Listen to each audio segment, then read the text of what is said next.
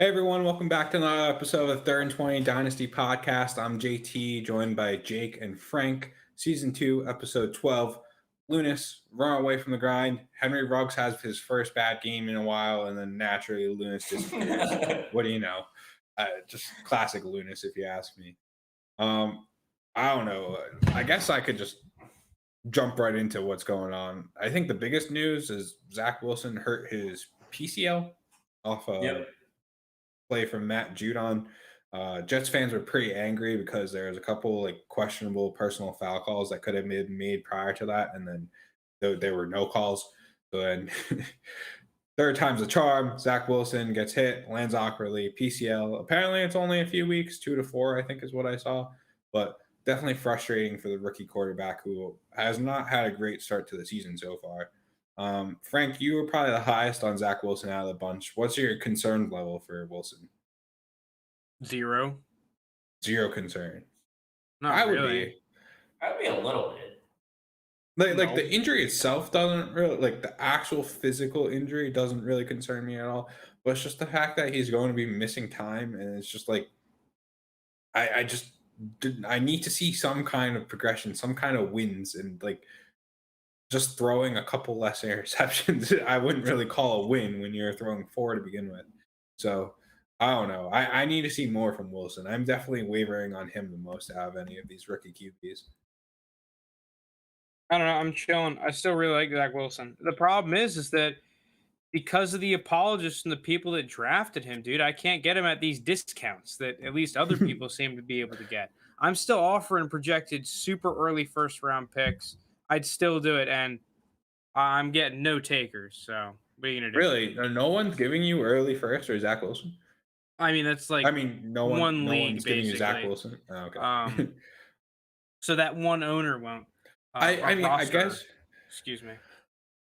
I guess when you see like what this 2022 quarterback class is, and you don't have like you're not sure it's going to be a top 2, top 3 pick, I could see why you would want to keep Zach Wilson over this 2022 quarterback class. But I don't know. To me, it's definitely scary. Like, I thought he was playing a lot better the past couple of weeks than in the beginning of the season. He was taking a lot less sacks. He wasn't turning over the ball anywhere near as much as other people would make it out to be. I mean, the first 3 games are the first 3 games. It happens, but his last 3 games, he threw like 1 or 2 interceptions. His completion percentage was on the rise. He looked a lot more confident and was starting to get more comfortable in the offense. And it's still the freaking Jets. So like I thought that uh, there were encouraging signs through the weeds of the bad performances. I'll give you that as the Jets, but the teams that he was playing get well against, like, are good against, it's Atlanta, who's Atlanta, and even then it wasn't like that good of a game, and then Tennessee, who that's a weird one. Tennessee is a weird one because they just destroyed Patrick Mahomes and they won against Josh Allen. Yeah, but I But just think the big problem is that the Jets haven't really been able to win consistently on the outside against man coverage, and the times that they do, especially vertically down the field, it's like there's a lot of pressure on Zach Wilson. On top of the fact that he is missing things, like I'm not going to come out here and say he's been playing well or been playing perfectly, but I don't. I'm not panicking or anything. If I mean, I have him in a league. I'm not panicking in the 3rd and 20 league. I have him. I'm still looking to acquire Zach Wilson wherever I can. I mean, given I don't want to pay this ridiculous price for him, though. I would still give a first round pick for him easily. But there's just a mixing paradox going on where yeah, the managers are like, oh well, I can't sell low on him at all. They still want that high end first round pick return for him. but that's kind of crazy. Like, I get the 2022 class is not perceived nearly as good as the 2021 class, but like he was consistently going like 105, 106, 107, 108. I've seen, like, it wasn't like he was even an early first to begin with, and he hasn't done anything to show you that he should be worth an early first. It's just that this class is perceived to be worse than the 2021 class, and that to me Which feels it's kind of fair. I like Matt Corral, I think, looks solid. Like the other quarterbacks definitely have question marks. You don't have the receivers that are nearly as good prospect. I still like a lot of the receivers, I but think the receivers are. I mean, you just don't have Jamar Chase, Devontae Smith, yeah, Jalen it Waddle at Right. top it three. it feels bad drafting a Garrett Wilson, Traylon Burks, David Bell, whoever you consider your top I don't know. receiver. Treylon Burks looks like a stud. Well, that's It- why I was saying last episode that these late first, early seconds, I'm starting to Yeah, really but like their value. at this point, like I'm not sure those guys are going to be available there because I think Yeah, we're but the gonna. thing is that JT, every year that there's going to be the running backs that rise, and Well, okay, so it's literally like clockwork. You're going to have these dudes that are early third, late second round prospects in the NFL draft, and then they go to a good landing spot, and all of a sudden the hype goes crazy. The redraft folks come in, and they're going late first. yeah, but like I don't know about you. I didn't really see Trey Sermon or Michael Carter jumping the likes of Devontae Smith. Maybe Rashad Bateman, but it's hard. Like, so we have who's this year? This year is what? Breece Hall, Isaiah Spiller. I'm missing Kenneth Charbonnet. Walker, Kyron Kenneth Yeah, Walker. you got some I think the running back talent is a little bit deeper than last year. You just aside from Breece Hall and Isaiah Spiller, you really don't have like those name brand players, but you can easily They're- see some of these guys fall into the mid late first round. Um, I still like the late first, early second in this, but real quick, I want to talk back to it because Joe Flacco gets Yes. traded now to the Jets, goes back to New York. Is there any value in Joe Flacco if you're a desperation team that needs a quarterback, or are you just literally starting anyone else in your super flex spot? I'm not even sure he's going to be the starter. I think they might even just go with Mike White, to be completely honest. I think they just probably wanted to bring in a veteran guy in case, worst case scenario, Mike White goes down. Like I just don't get why you're going out and getting Flacco. I don't like. I get that it's a if Mike White conditional goes sixth down, round pick. I guess It wasn't a big draft capital that they gave up. I think it's just they brought in a guy that was there last year, kind of knows the system, and it is what it is. But if Mike White goes down, say, and Flacco's not there, do you think the Jets are like, shoot, there goes our playoff chances? We have to put the punter in at quarterback? Like, I don't think even the most diehard Jet fans, I think they just want to be a respectable NFL franchise and not start. Well, you're the Jets, as a quarterback. You're the Jets, so you got a lot of work to do before you get there. But yeah, I don't know. I'm sorry, I derailed us a little bit. Yeah, so I don't know. Unless you guys have anything else to add on the Flacco, Mike White situation, we could talk about Miles Sanders. Yeah, Miles Sanders gets hurt. At least now you have an excuse to bench him. You were the lowest one on Sanders here, right? I was pretty low on Sanders as well. I mean, I think consensus was low on Sanders. I mean, yeah. Towards the end of the year, right before the season, I started liking Sanders. I still, because his ADP was around guys like Josh Jacobs, I still liked the Josh Jacobses and basically all the other running backs around Sanders more than Miles Sanders. It really just is a shame though, because even though like the performances are not indicative of his talent, like even if you were low on Miles Sanders, we can all agree that he was being the Eagles' offense is a fucking disaster right now. Completely. And he's being completely underused. I saw somewhere, maybe it was Rappaport, someone said it's one of those injuries that like it looks worse than it actually is. It sounds like it's probably going to be like the Saquon situation where you miss like 2 weeks and then come back. I don't know how much. I don't know. Sanders is a guy that always seems to have these little injuries that nag, and then they'll come back in a few weeks after he plays and he'll tweak it. I don't know. He's just a guy that kind of bothers me with these minor little injuries. And overall, I mean, like Frank said, the Eagles' offense is just a nightmare. I think, like 85% of the yards or something comes from Jalen Hurts in some form, whether passing or rushing. So overall, this is just an offense that I kind of want to stay away from in general. I think in his absence, Kenneth Gainwell and Boston Scott are going to split 50-50, kind of how we saw at the end of this week's game. So I don't think either is a real good play. Apparently, Jordan Howard might get some reps, which could be interesting. Why? No. Didn't they Why cut is him? I thought they cut him after training camp. I mean, they probably did just put him on I the think he was on the squad. practice squad Yeah. or something.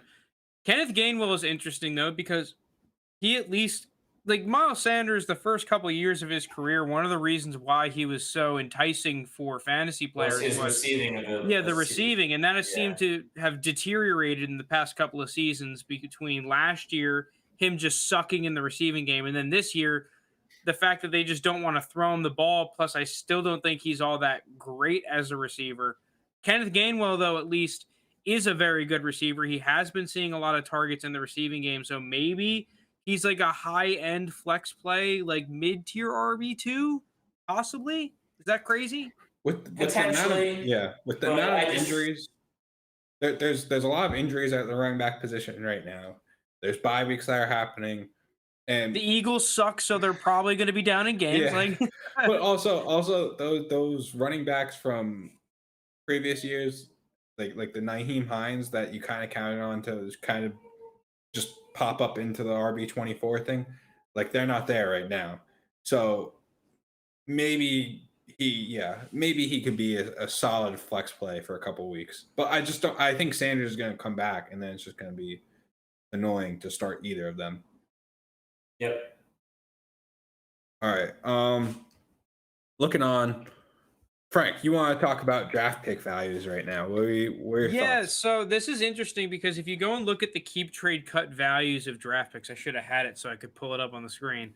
I have it up right now. This is I'm like not sure that helps you, but probably the lowest / like last chance that you really have to get a great discount on 2022 draft picks, especially because you're seeing people are really starting to pump out Devy content in your leagues. I imagine that you've seen a couple of the teams start committing towards rebuilds, so you have a couple of teams in basically every league that are looking to actively buy draft picks.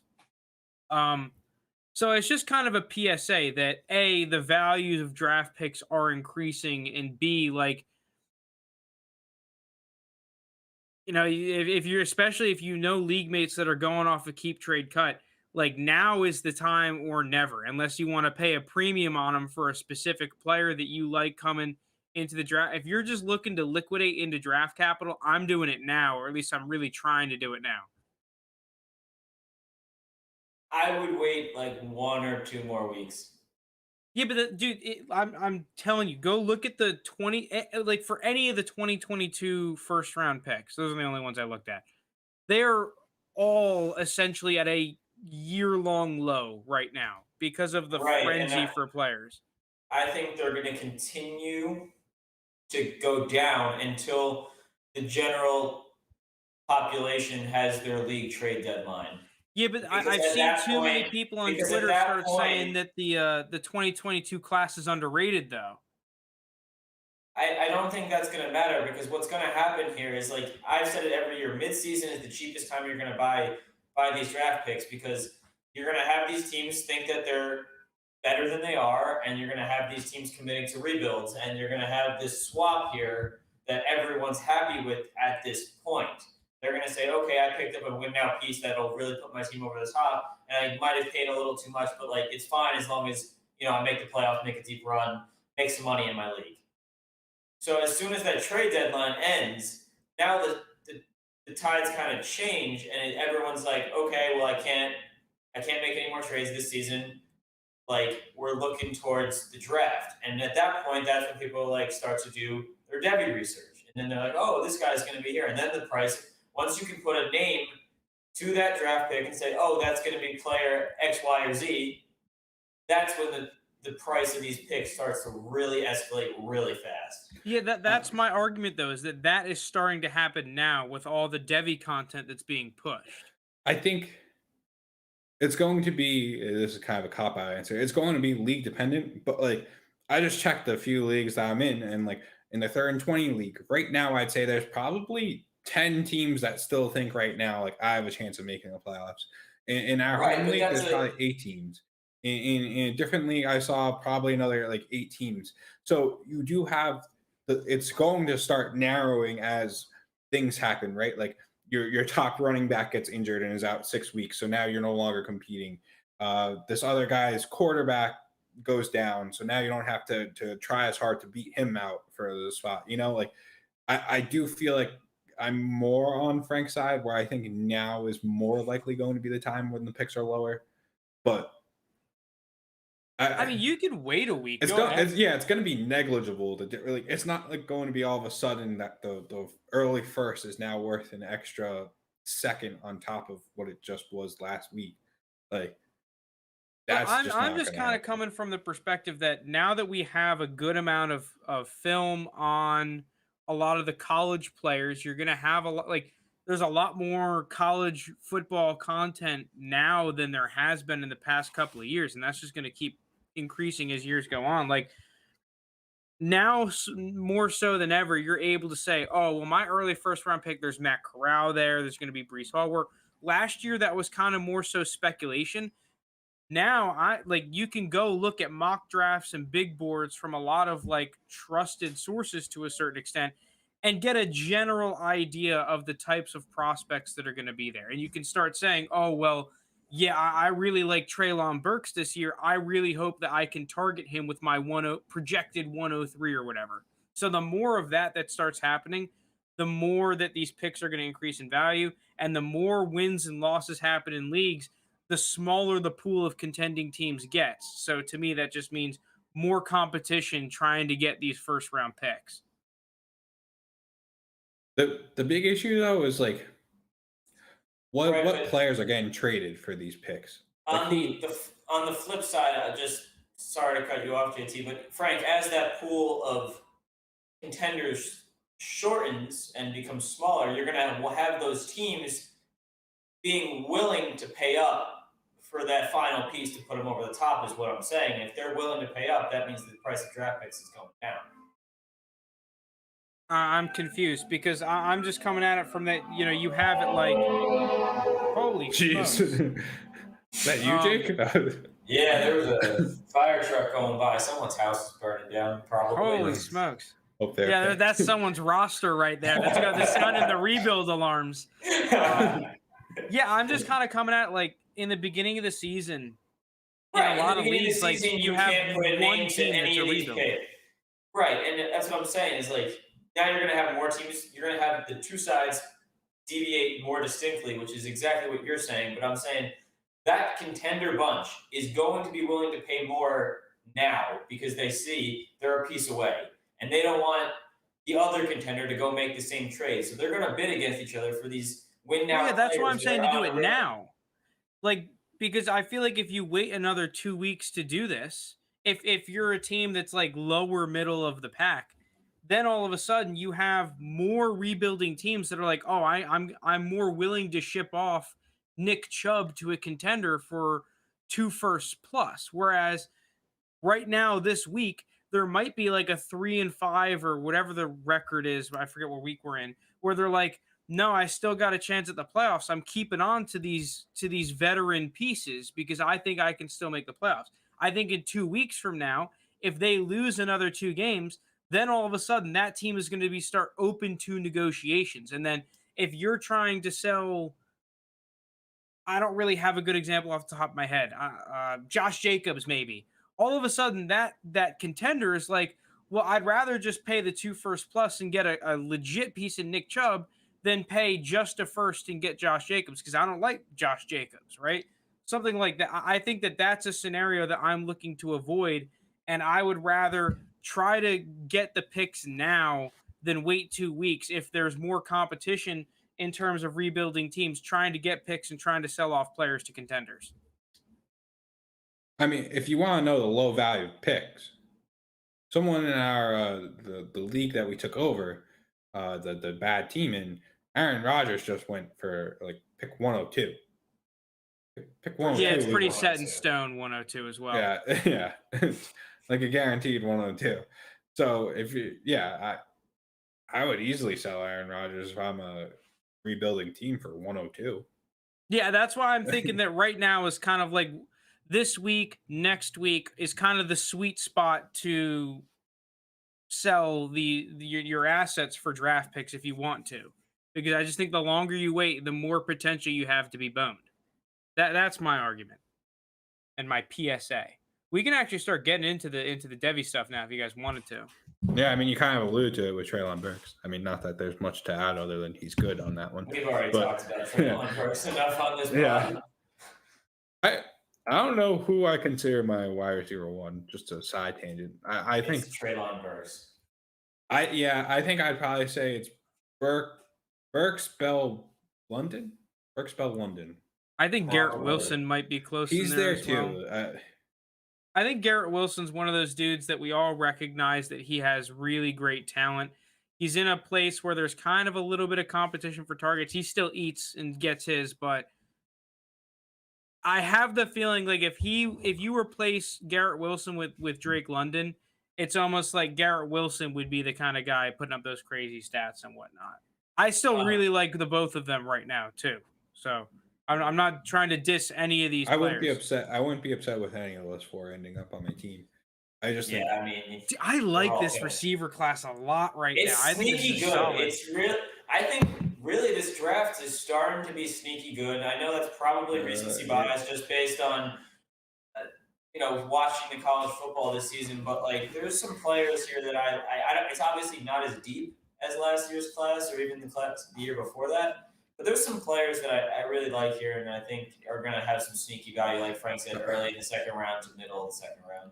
I actually think this class is deeper than last year. I just don't think the top end is anywhere near as deep. Sure. It's just we don't have the Trevor Lawrence, Jamar Chase, Kyle Pitts of the world in this class. I don't have the Frank capabilities of the producer, but I think I'd be hooking you two onto the bait because you're starting to take those nibbles. I think they're okay. I just think we're going to see more of a 2019 draft class than we are. Is that the David Montgomery, Miles Jacobs class? Yeah. Because I don't like that class did have Kyler though. Like Kyler is better than any of these guys coming out, at least as a prospect. I don't know what will actually end up happening, but it's hard to like. There are guys that I like, but there's no one that like I'm really like gung ho about like I was last year with Chase and Pitts and everything. Like I just can't. I think last year it's easy to be gung ho about some of those guys. Yeah, but I think we're gonna get that rude awakening of we were just spoiled these past 2 years where we had so many top tier talent, especially at the wide receiver position. Even 3 years really, because you could count like AJ Brown, DK Metcalf, Terry McLaurin. Like these past 3 years have been really good at wide receiver, and we might not like. Don't get me wrong, I like these players. I think we're going to get a little too high on them. I think they're only going to start going up in value from here. I don't know Devy that much, but I just know that people are going to be looking into these guys, and they're going to get the hype that they kind of deserve. But it's not as good of a class, I think, as 2021 or 2020. Just because you don't have those top tier guys, and that means to me, 2-3 years from now, like they could be replaced, or there could be another receiver that comes in and takes over their alpha share. Yeah. Speaking of one of the top guys in this draft class, though, Breece Hall. We talked about him briefly heading into this segment, but he's a guy that's widely considered one of the top backs in the draft this year, along with Isaiah Spiller, Kenneth Walker, Kyron Williams, and Notre Dame. So a bunch of guys, but he's a guy that I really like this season. He's continued his strong play that he's shown his entire collegiate career. He's scored a touchdown in every single week this season. He's 6'1", 210, I think, and he's just a physical guy, not afraid of contact, has the speed to get around the edge. And he's just absolutely – he's a guy that's going to go in the top – probably in the early second round of the NFL draft and definitely early in your rookie drafts coming up just based on what he's done in the collegiate level alone. If he lands in one of the the top running back spots in the draft, I would say he'll probably be a top half first round pick in your rookie draft this season. So keep a lookout for Breece Hall here. I think he's locked and loaded to be a top 5 rookie pick this year. I probably top 3, to be completely honest, unless something really drastic happens in the combine, because like I am really interested to see how he tests athletically. But outside of that, he does really check a lot of the boxes as that. He's a good pass catcher, good around the edge, good between the tackles. I really struggle to find a hole in his game, which you don't say often with the running backs nowadays. So really, he's just the type of dude that you can easily see getting 20 touches a game in the NFL. So I think pretty damn good. I think with this class, like Hall and Spiller are the clear cut two top running backs, I think. And then I think you have a lot of it's going to be like pick your guy kind of thing at that point, and the draft will kind of determine where the other players fall. But yeah, Breece Hall, I think, is the kind of guy that could be the bell cow. I like him more than I did basically anyone of last year's running backs, including Javonte. When we talk 2020 running backs, I would say he's probably lower on that list. But as far as the last year, I'd rather Breece Hall than any of the 2021 running backs. I think it's fair. Spiller. Yeah, I like Breece Hall. The one question I have with Breece Hall is, like I said, I just wonder how he is athletically. I'm not doubting him. I just want to see it. I want to see the elite level numbers compared to some of the other better running back prospects of recent. But that doesn't mean that he can't, even if he tests like someone like Dalvin Cook did, right? Where Dalvin Cook wasn't the most physically gifted runner in the NFL. He was probably below average, especially for where he was taken in the draft. But then he'll be locked and loaded for a second-round pick, probably land in a decent situation with a team that really likes him, and still be a top-end first-round pick. Yep. I really don't see a way he isn't a first-round pick in your rookie drafts this year. I just don't see a way. I don't see a way that he's going outside of the top 7. Yeah, not even first round. I'd probably consider him over most quarterbacks. I have to see where people get drafted. Like David Bell's a weird one where like the analysts aren't as high on him as like other people are. So I don't know what's going to happen with David Bell. I think I still have Breece Hall over him. Breece Hall honestly might be like my 102. I think now it's him or Matt Corral to me that's the favorite for the 101. Simply because it has to be Corral and Superflex, to be completely honest, just based on the value. Yeah, the one thing I will say though is that right now, I mean, maybe it's just right now because of so many injuries, but like the running back talent in the league is wacky. Like I'm not saying that there aren't good running backs. There's actually a lot of good running backs. It's just it feels like it's hard to find consistency right now. Guys like Antonio Gibson were in the top 8 at some point in the offseason, where I feel like in years prior they would still be hyped young players, but they wouldn't be sniffing like the you probably had people on Twitter who were saying, "Oh, Antonio Gibson, top 5 dynasty running back," right? Which is like, dude, get the fuck out of here. Whereas Breece Hall is the type of dude that you can easily picture him being like Le'Veon Bell, right? Where he's in a role where he's getting that 18 carries and then a couple of dump offs and whatnot. He's a locked and loaded RB1. Maybe I'm gassing him too much. I'm liking Breece Hall a lot. He has the pedigree. He's checking all the boxes right now. I think right now he'd be my 101. I can understand if you want Corral, but I think that right now with the running back landscape, it'd be him. I just think with his thinking like further into it, I just think with Hall and Spiller, I like both of those guys, and normally I say talent over situation, but with these two guys, I just think their talent's talent level at least is pretty similar. That situation will likely dictate which one I would rather have. They're a little different skill set, those two players. I mean, yeah, that's why I said talent level. Spiller's more of a bruiser than Hall is, but it's going to come down to fit and scheme that if it matches what they want to do. And I think obviously if the team wants to just pound the rock, they'd probably go with, the Isaiah Spiller type of player. But if they want to use a running back like a Le'Veon Bell, where they use him out of the backfield a lot and split them out wide, I think they're obviously going to go with Breece Hall here. So do either of you guys think Spiller or Hall is a first round pick? I have to see how they test. NFL teams are just not taking running backs in the first round. We saw 2 go last year. And Javonte was damn close. The thing I will say about Breece Hall is that it seems like a lot of these wide zone coaches are really starting to gear their running back selections towards these versatile running backs. Like you saw a dude like J.K. Dobbins, who pre-draft was a consensus, like outside of Jonathan Taylor, J.K. Dobbins was in consideration for the best pure runner, right? It was like, okay, Swift was around there, Akers was around there, but I think that as a pure runner running back, the consensus was that J.K. Dobbins was the number 2 guy behind Taylor. And we saw him fly all the way down to a late second round pick.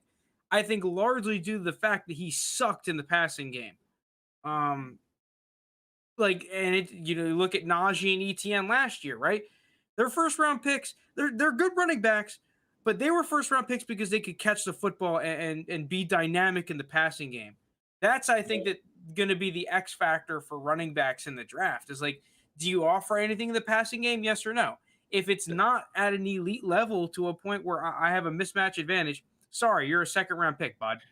That's what bumped CEH up over 3 guys that I thought were clearly better running backs. It makes you question why Swift wasn't a first round pick. And this is coming from someone that doesn't like Swift, but he was good in the passing game. Yeah. I'm just always against if I'm an NFL organization taking a running back in the first, but that's a whole different generally discussion. speaking, yes. But let's move on because we got my guy now. Yeah. All right. Who's your guy? Carson motherfucking Strong, baby. Dude, I am praying that Carson Strong finds his way into that juicy Pittsburgh Steelers uniform. I don't even as a fantasy prospect, I don't think he's actually all that good. Partly because my pro comp for him right now is like a Josh Rosen, which is going to sound terrible. It's going to sound way worse than it actually is. But they have a somewhat similar profile to a certain extent. I think Carson Strong's a little better at pushing the ball vertically. Who was Josh Rosen comp to? Maybe just skip the Josh Rosen step and comp him to whoever Josh Rosen was comp to. Probably looks better. I'm pretty sure I comped Josh Rosen to Jared Goff, so this is not looking too great right now. Keep going back. All right, who is Jared Goff comped to? Sam Bradford. Shit. What's going on there? No, I still really like Carson Strong. The thing about Carson Strong that I think is going to be enticing is that as of right now, this is pre the draft shit, and once we get into December, January, February, all of a sudden the quarterback stuff is going to go left, right, center, all over the place, right? But right now, it looks like Carson Strong is falling towards the later parts of the first round in rookie drafts. Sometimes even into the second round. So I'm going to come out here and assume, hey, the Steelers trade up to Carson Strong. Let's just say this situation happens at pick 12 or pick 11, pick 10, pick 9, somewhere around there. Or maybe we fucking end up with it. Who knows? I would like Carson Strong at the late part of the first round of a rookie draft there. Maybe he goes above. I don't know. But I'm liking what I'm seeing right now out of Carson Strong. His stats are great for another year. 70% completion percentage, 2,500 yards, 20 touchdowns, 4 picks. He's literally the carry of Nevada. He went for 500 yards and 4 touchdowns last game. I like him. I don't know about you guys. I haven't watched a whole lot of Carson Strong tape, to be completely honest with you. So I don't have much to say on this one. The thing, he's a dude he pushes the ball down the field. And that's what I want in quarterbacks. I don't want dink dunk McGee's. I want a dude who's going to take the top off a defense and say, that Patrick Mahomes report that came out a couple of weeks ago where it was he was in the quarterback meeting room and he was yeah, dude, I'm chucking it deep. right? It was some sort of story about. It was like, there do you something take the over. under? Do you take the under, the over? And he's like, nah, screw that. I'm taking the post. Yeah, I'm Yeah. going for the deep post. So along the lines of that, like to me, Carson Strong is that kind of guy. He's not going to give you the rushing yards. He's actually low key kind of mobile compared to his stats in terms of like running around and shit. But I just want to say he went from Josh Rosen to Patrick Mahomes in a matter of 2 minutes. okay, you're starting to get. I'm just saying I'm in terms messing of with a you, mentality. but yeah, I'm messing with you. With me, it's gonna be like a broken record, but it's whatever the NFL draft says about Carson Strong is likely gonna dictate what I feel about Carson Strong. Like, if they pass on Carson Strong to the point of he's not even a first round pick, I'm passing on Carson Strong. If he's That's a first generally round speaking pick, a good strat. yeah. if he's a first round pick, I'll feel better about him. But I'm not even convinced he's a first round pick right now. So I don't know. Come on, don't do my guy like that. Well, I don't know what NFL teams feel about him. If they don't feel like he's a first round pick, I don't know. It feels like I'm not going to be drafting him. Oh, Mr. NFL scouts know what they're doing, JT. And I'll tell you that most of the time they don't. But quarterback, they have probably like that's the position you better get right. Otherwise, you're out as the GM and front office or whatnot. So. I mean, NFL NFL scouts look like, as of right now, they got it pretty damn good last year. Like, yeah, we don't know. I mean, quarterbacks are a shit show, but outside of that, it's like, okay, good. I guess you guys get paid to do this for a reason. Like, I mean, anyone could have watched Jamar Chase and been like, he's a good player. Yeah, I mean, that's what's funny about some of the victory lapping. Real quick before we move on to our next segment, it's like everyone's like, "Oh, told you Kyle Pitts was good." Told you player Y was good. It's like, yeah, well, so did everyone else. They were pretty good. They were a first round pick in the NFL draft. They were pretty good. I will say there's differences though between like if you had Jamar Chase over, I don't know, I'm trying to give me like a. Well, see, here's the thing we were talking about in the Twitter group chat, JT, where it's like, okay, I don't even give a shit if you had Jamar Chase as your rookie wide receiver, like wide receiver 3. Where did you have him in the overall? Because there was a dude, right? Because this is what I said to you, right? I had Jamar Chase as my wide receiver 2 this class, right? I look like an idiot. Go ahead. Fine. I was wrong. But I had him as like wide receiver 15, 16, 14, somewhere around there overall, right? And some other guy on Twitter who was like, oh, whatchamacallit, Jamar Chase is my wide receiver 1 in the class, this, that, and the other victory lap.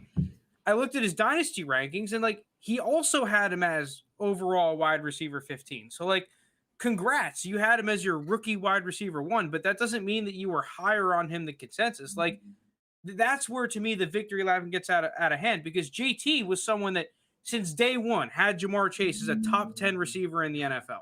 Right. I was hyping up Devontae Smith in our home league group chat and whatnot, and being like, he's the Heisman to try and move Jamar Chase's stock down. But like that's the problem. Who cares if he's your rookie wide receiver 1? Where do you have him in the overall? Because that's honestly what actually matters. Like, were you buying Jamar Chase over AJ Brown, over CD Lamb, over because that's the price that he was going. I think he was consensus a little bit below that, but generally speaking, like that's the price that he was going around. So congrats, you had him rookie wide receiver 1. Where was he in the overall? Everyone and their mother had Jamar Chase as the rookie wide receiver. Well, it's nothing special. I think the more egregious one is Kyle Pitts. You could have Kyle Pitts as the tight end 1 of the rookie class, obviously, and you could have him as a top 5 pick in your rookie draft. You could even have him as a top 4. But if you're saying, oh yeah, Kyle Pitts is my tight end 5, like in Dynasty Start, well, congratulations. Like most other people probably had him right around there too. Like it's hard, like after Kelsey, Kittle, Waller, like anyone could be there. So it doesn't really tell me much. So yeah, it just pisses me off because like someone like you, and I imagine guys like Bean Counter and Fusu, whatever that, I forget his name, Fusu Vu, I think his name is. Yeah. Well, we don't know their rankings at all. Yeah, that's the thing though, is that we don't. Yeah. I imagine because they were hyping them up so much that they probably had them as a top 10 receiver. Like they have to, dude. If you're hyping them up and you're victory lapping that much, you have to, right? I would assume so. I don't know. Yeah, I have no idea what I the would like rankings to are. assume, but you never know. But see, that's my hatred towards simple rookie rankings, that it doesn't tell the whole story. Yeah. Well, just with like Trevor Lawrence, he's everyone's quarterback one probably for the most part. But you could have him as quarterback. I'm being a dead horse here, but he could be from anywhere from like quarterback 15 to quarterback like 5. Yeah, like It's did you have him over Joe Burrow or something? Like, Yeah. that's honestly what's more important than saying, oh well, Najee Harris was my RB1. Okay, well, where were you taking him in a startup draft? Were you taking him at his ADP or were you below his ADP? Like, what if Yeah. you're just lower on rookies in general? Well, then congrats, you might have landed him in a rookie draft, but that doesn't mean that you should be victory lapping like you're an NFL scout or anything. Yeah, at the end of the day, like I just feel like it's a problem that's not going to change. I think part of it is just Twitter, right? Yeah. Half of Twitter is just like, oh, go and buy player X. There are definitely listeners right now being like, oh, there they go on their Twitter. Sorry, I have to.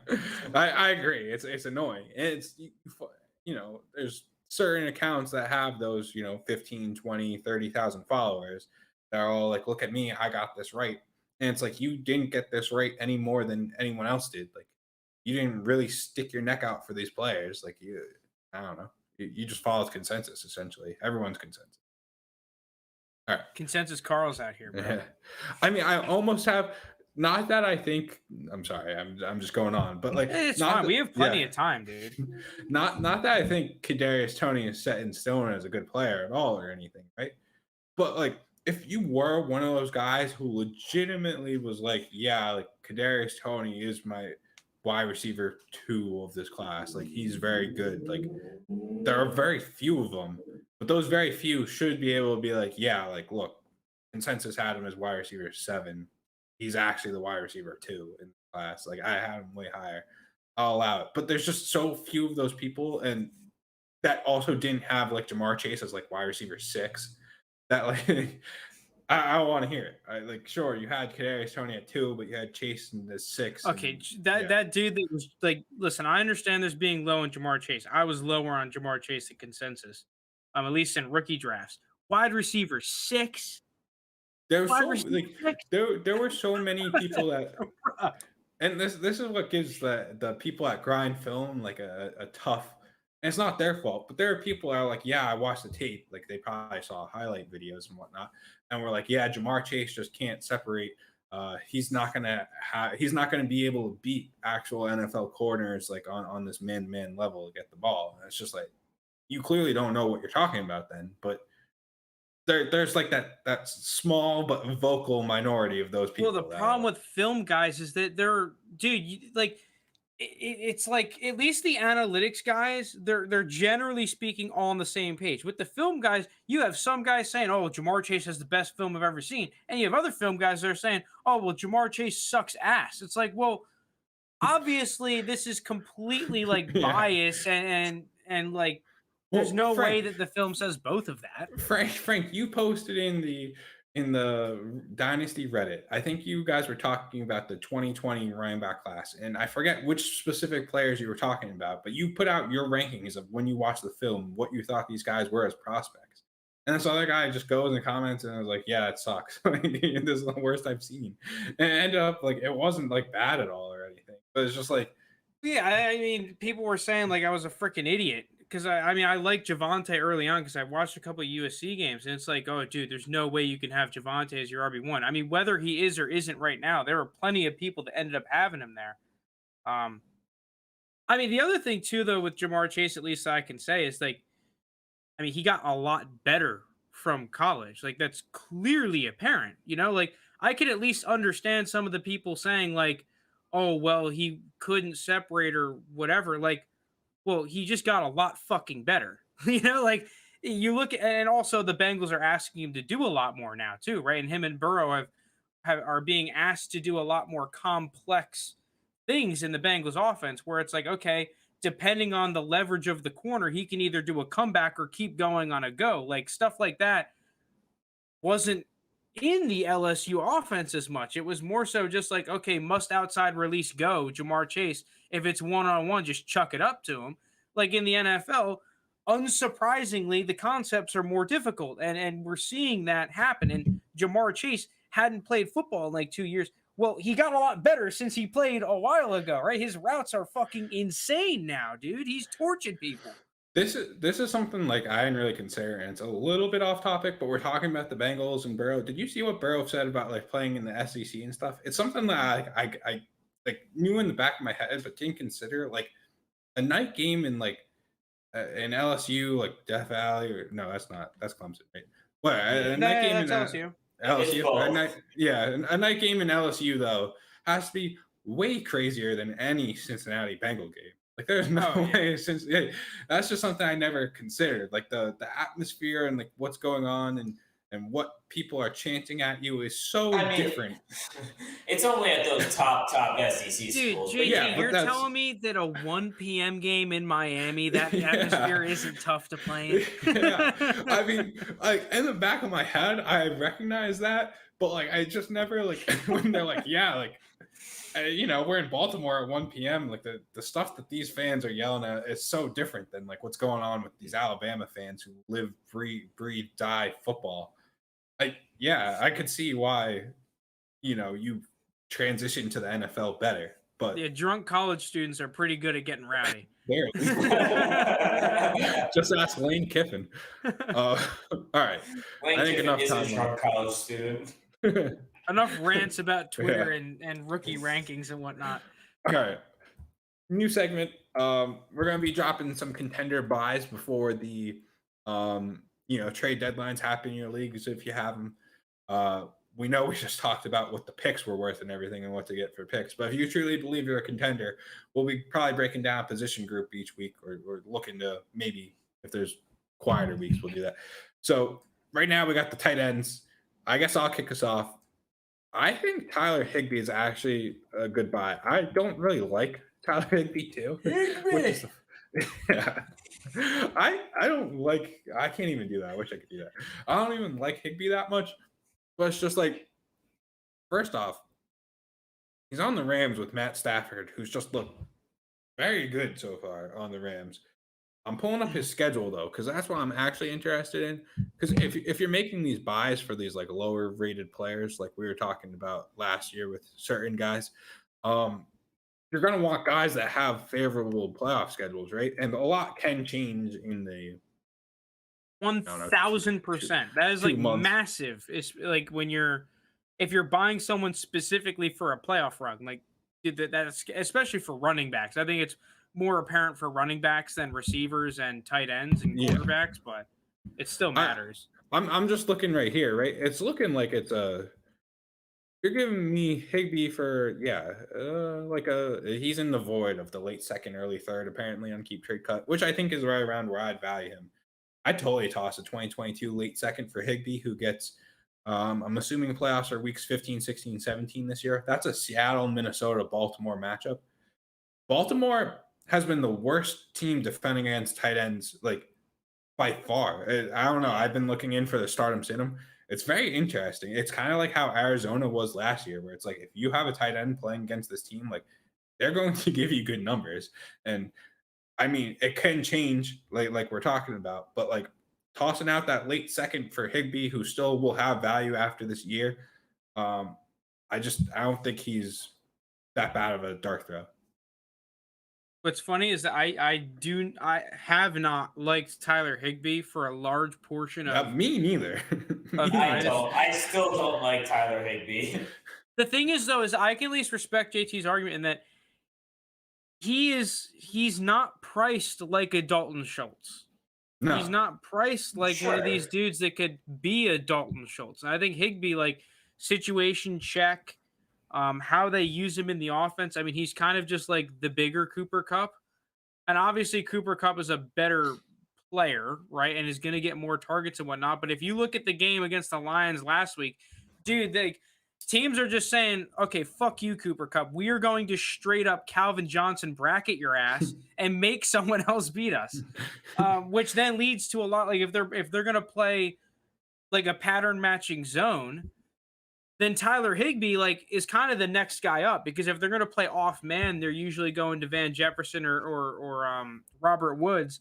But if you're going to play a pattern matching zone and then have a natural bracket or try to shift your defensive formation to bracket Cooper Kupp in that zone, then it's Tyler Higbee who's the guy that gets a lot of those targets. So that could easily be a really good contender buy. He's 10th in targets this year, and all the guys above him are the guys that you would have to pay a good amount for plus. that. Yeah, it's not worth.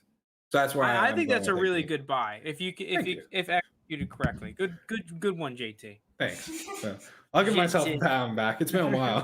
Why do you encourage him, Frank? You can't encourage him. I'm gonna go with mine. I'm going with my buy, and this is more so as kind of a buy in general than necessarily a contender buy. But I'm gonna go with George Kittle. Oh my god! Simply because of the fact that, dude, this guy was the consensus, not necessarily consensus, but pretty damn close to the tight end one not too long ago. Mm-hmm. And just because I feel like mainly because of recency bias and then the emergence of a guy like Kyle Pitts, who's like the flashy young guy on the scene, right? New is always better.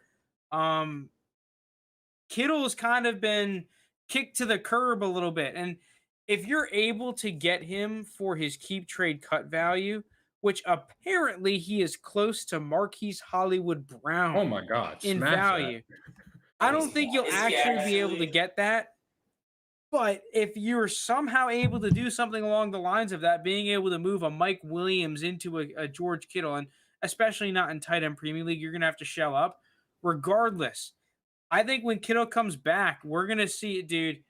He could be fire, because right now that 49ers offense needs a playmaker, and they are missing their boy George Kittle. I agree, but do the injuries not concern you? Not really. I mean, he missed most of last year. Jake, if there's one dude to buy an injured player, who do you think it is? It's fucking me. All right. Yeah, I'm less concerned about the injuries. I'm more concerned about freaking Shanahan and what Shanahan does with this offense. Yeah, but dude, there's no way that Kittle's getting in anyone's doghouse. That guy does everything. But they kept him in the block a lot, which I don't like. The other thing too is what happens with Trey Lance, because I have to think that the offense 49ers has will be to starting Trey change Lance a by little week. bit. Yeah, but could that be an injection into the offense? Because here's the thing with Trey Lance that I like. Once Trey Lance get acclimated and is developed a little bit as a passer, is that right now, one of the reasons that Mark Andrews is popping off and why we saw Rashad Bateman get a lot of production in the last game is that the threat of Lamar Jackson running sucks those linebackers up. So even when you do a play action boot, once those linebackers realize it's play action, right, they're bombing backpedaling into their zones. But then once Lamar rolls out and even slightly acts like he's going to run the ball, those dudes start to get a little flat-footed and leaning forward. And then Lamar just puts it right over their heads. Last game, it was Bateman. And a couple of games, it's been Mark Andrews who's gotten a lot of production out of plays like that. That could easily happen with this 49ers team. We just need Trey Lance to get over the linebackers and into Kittle's hands and not 10 feet over Kittle, though. Yeah. we might have to wait a little bit for it. Once he gets that down, it's gonna be fun. Once he gets that down. Hey, look, I like Trey Lance too, but we might have to wait a little bit for that. But yeah, I think it's especially if you're telling me, I can't imagine people are trading actually. There's no way. There's no way. Even if you could spin to me a first on top of Hollywood Brown kind of feels like a lot, but a second on top of Hollywood Brown, I'd smash that still too. JT, when Bean Counter tweeted out those tweets that were within the past 2 weeks for Kyle Pitts, I think anything's fucking possible. All right. Yeah, what were those? I saw those and I had no. I can't imagine doing that. Who's trading Kyle Pitts for CEH right now? It was after CEH is injured too. Who's doing? You want to know who did that? The dude that listened to me saying now is the time to sell CEH because for some reason his price isn't going to go down because of the injury. That's true.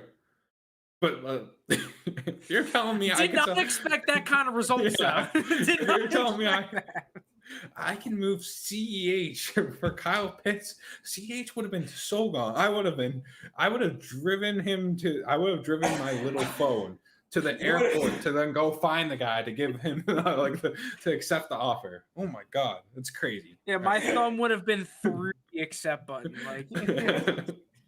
All right, who's yours? My contender buy at the tight end position is Mike Gesicki. He's a guy that kind of started the season slow. I think that was partially due to Jacoby Brissett playing quarterback here. Now with Tua back the past 2 weeks, I think he's had 12 targets in both games. He's had touchdowns in both games. He's starting to really pick it up. He's a guy that is basically a big wide receiver playing tight end. And I think as long as Tua is healthy, or even if they make a trade for Deshaun Watson, his value is only going to go up from here. He's a guy, I think he's currently, after his last 2 weeks, is up to actually tight end 3 on the season. So for a mid-second in this upcoming draft, which is what he's at currently on keep trade cut, I think that's a pretty good buy for me. He's a weird one for me because he's athletic. He's one of the few athletic can catch, like you're saying, but also we've seen it in recent years, and maybe it's just the development of Gesicki, or it's the lack of Will Fuller, it's the lack of Devontae Parker, it's the lack of Preston Williams. Not that Preston Williams matter a whole lot, but we've seen it before that when the Dolphins were fully healthy, Gesicki struggled to produce. So does a full healthy Dolphins team mean good production from Gesicki? I don't know. But the past 2 weeks, Tua at least has really relied on the tight end position. Durham Smythe has been pretty consistent the past 2 weeks as well. He's used both his tight ends, and I just think Gesicki's the better one, the better pass catching option, obviously here. And these Dolphins are going to be playing from behind in a lot of games, and I think you're going to see a lot of balls down the middle up the seam to their tight end. Yeah, I mean, for what you're saying, you could trade him for or you could trade for him. I'd do that. Early second gets a little tough for me, but mid-second, yeah. I was watching that Dolphins game last week because I took the Dolphins money line, sadly, and tough. Dude, I remember there's a play they throw it up to Mike Gesicki where he literally just mosses the shit out of one of the Falcons linebackers. And they did a play a couple plays later, I'm pretty sure, where they throw it up to Preston Williams and he just gets bitched. I'm like, yeah, why the hell are you just not? If you're going to do a 50-50 ball, make it with Mike Gesicki. God damn. Mike Gesicki is a giant guy. He's 6'7". I will say, if you were someone that bought Mike Gesicki this offseason, that is a league-winning-esque move. Because you could have got him for pennies. I was trying to sell Mike Gesicki in one of my leagues, and I didn't get an offer for him. And I trade blocked the motherfucker 4 times, sent him out for seconds, got rejected. Dude, if you could have bought him for pennies and gotten a tight end 1 out of the deal, I think, like Jake said, this isn't my favorite buy. I mean, buying tight ends is never going to be great, right? Unless you're buying one of the top tier flashy guys.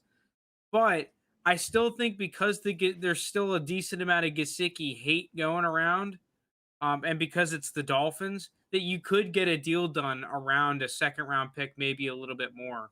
And his keep trade cut chart, I don't know which way I'm facing, but let's pretend like I'm going the right way. It goes whoop, dupe, and now it's going back as a dupe.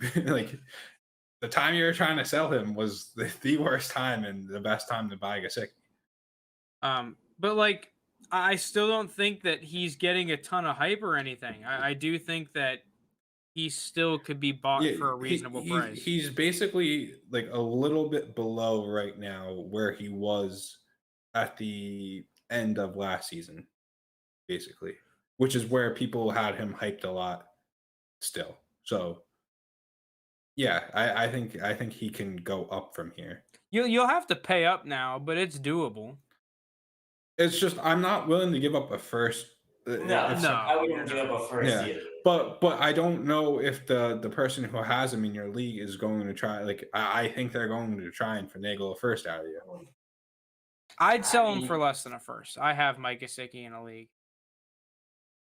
I think a second is a pretty fair price for him. Obviously, if it's 211, 212, one of those projected super late ones, you might have to add a little something. But other than that, I think a mid tier. I would probably go for a little bit more than a second, unless it's one of the really early ones like projected. I would probably try to go for a little bit more, but it's not like anything crazy.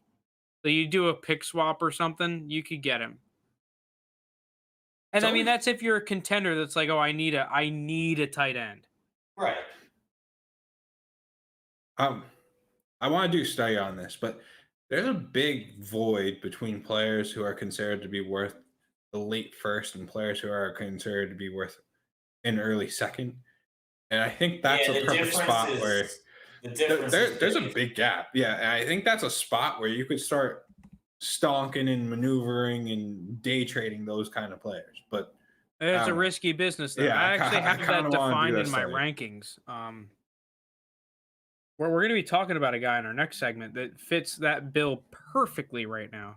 All right. Should we move on then? Yeah. Let's do it. All right. So you want to introduce the segment, Frank? Okay. So this is what I wrote in our doc. I said, QBs to fucking sell now, you mother bitches.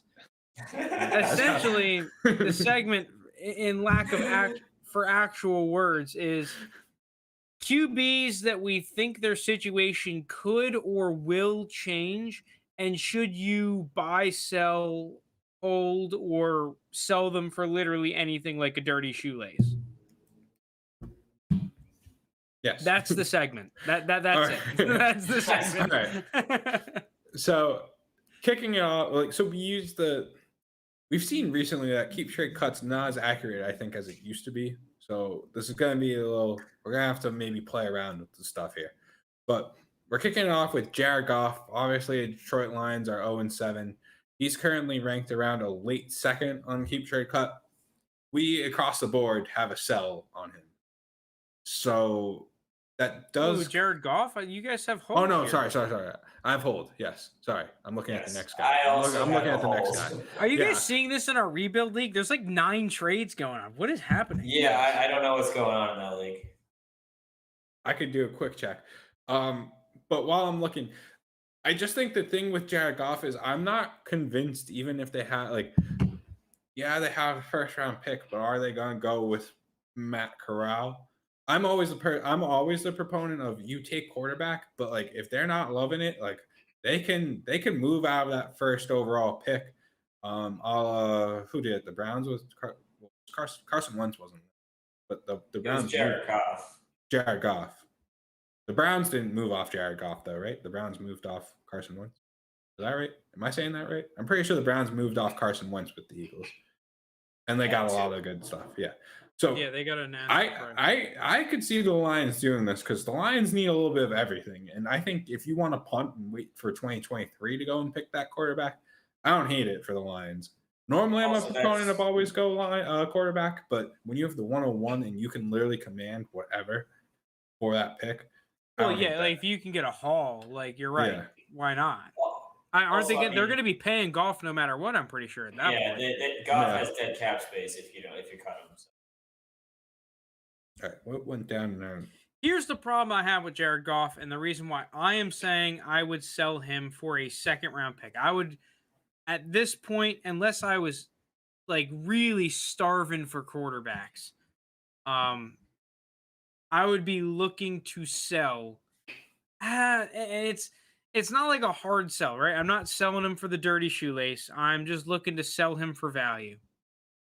Is because, dude, what are you giving me out of Jared Goff that's better than fucking Taylor Heineke right now? That's the problem. Well, I mean, we could talk about some of these guys later. I just think like a lot of the guys that you could trade. Oh, there goes something. What the hell's going on? A lot of the guys. A lot of the guys. Jared Goff. Like the levels around Jared Goff. Like I'm not very convinced that they're going to have a starting job next year. I mean, we're going to look at a few of them in a little bit. So. Well, it's just even if Jared Goff does have a starting job, as of right now, and even the Lions next year, it's like is he gonna be even a QB2? Or he's just gonna be a bottom 10 quarterback, it seems like.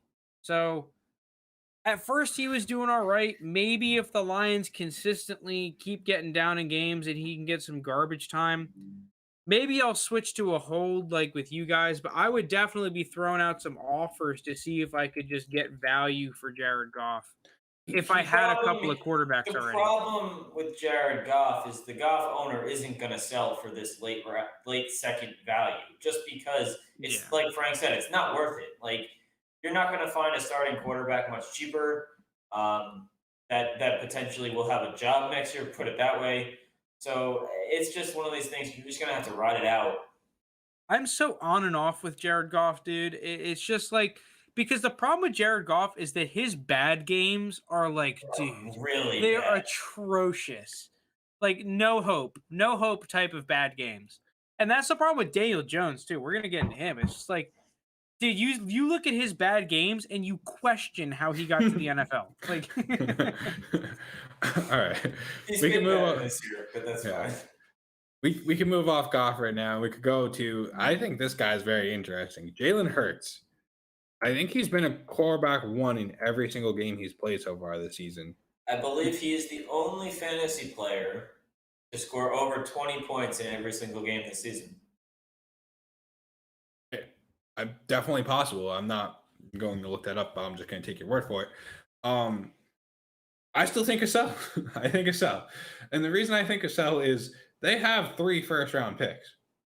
And they're all currently projected to be in the top half of the draft next year.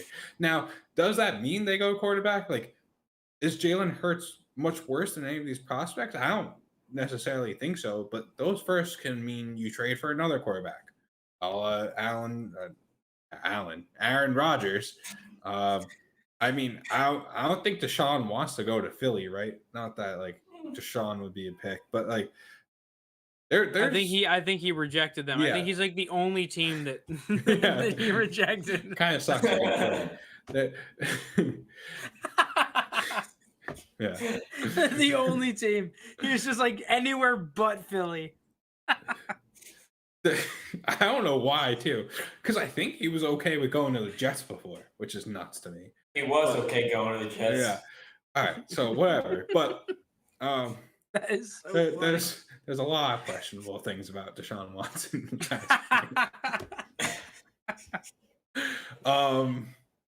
Bad. Okay.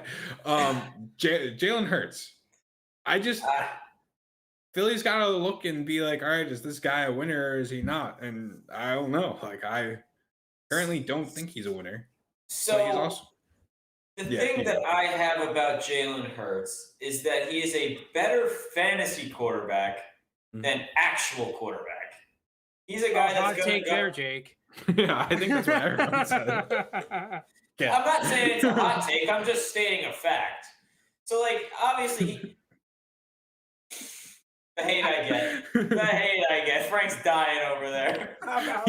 He's literally up. If you're listening to the podcast, Frank's walked off. I mean, yeah, Jake just echoed every single person's sentiment in fantasy football. I don't think there's anyone out there who's telling you that Jalen Hurts is a better quarterback than fantasy quarterback. But yeah, right. Well, get to your main point. What's your main point? My main point is that despite him putting up good fantasy numbers week in and week out, the Eagles are still 2-5. Like, it's the team's not winning games, and that's just going to lead to the potential for them to make a move for a more elite quarterback or even just a top prospect quarterback. Whether that's, like you said, Deshaun Watson doesn't want to go there. If they make a trade for Aaron Rodgers, I don't know. They have the capital to do so just based on all the first-round picks that they have. Okay, here's the thing, though. Here's the thing, right? Because what if Jalen Hurts is a bridge quarterback? Like, yes. At that point, I don't give a fuck if he's on the Eagles or not long term. If he ends up going to, let's just say Denver loses the Aaron Rodgers sweepstakes, Drew Lock is still too busy memorizing the rap lyrics to songs instead of playing quarterback. And they're like, you know what? Let's sign Jalen Hurts. Jalen Hurts goes in there, wins the job, and a better offense that is not coached by someone like Nick Sirianni. All of a sudden, he's still doing his Jalen Hurts bullshit where he's finagling himself into like the number one quarterback in fantasy football for another year. And you're like, well, Jalen Hurts is still a better fantasy quarterback than real life quarterback. And then, Denver is stuck in mediocrity like they usually are, unless they land Aaron Rodgers. And then Jalen Hurts is like, you know what? Here I'm going. The Carolina Panthers go and draft some shitty quarterback, or they trade for another Sam Darnold. And they're like, you know what? Let's sign Jalen Hurts. We can change him. And then all of a sudden, Jalen Hurts gets another shot. And Jalen Hurts does his usual bullshit where he's like, okay, I'm going to run for 100 yards and a touchdown, pass for another 150 yards, and we still stink. But he just kind of keeps bridge quarterbacking himself into success. Yeah, but that point, you're giving me too many ifs. You get the one is too many ifs, and you're just giving me, Fitz Magic vibes here. You know what? Hold on. I just thought of something. I think Jalen Hurts is a better fantasy quarterback than he is a real life quarterback.